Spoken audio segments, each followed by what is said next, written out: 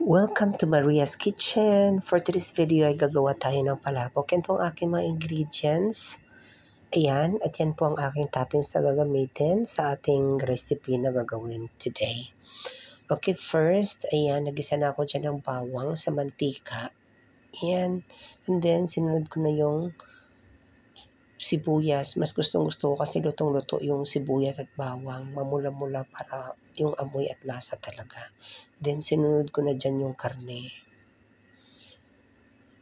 Tapos niluto ko lang yung karne dyan. Then, ayan, nilagay ko na rin yung flakes ng isda ng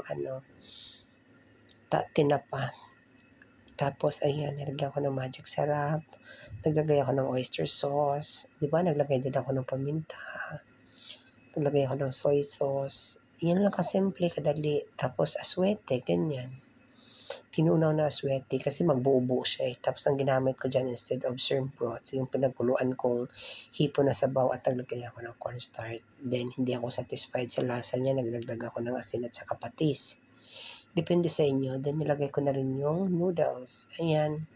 Tapos ayan, luto na siya. Ganun lang po siya kasimpleng gawin. Pwede mo siyang gawin sa bahay nyo rin. Thank you for watching.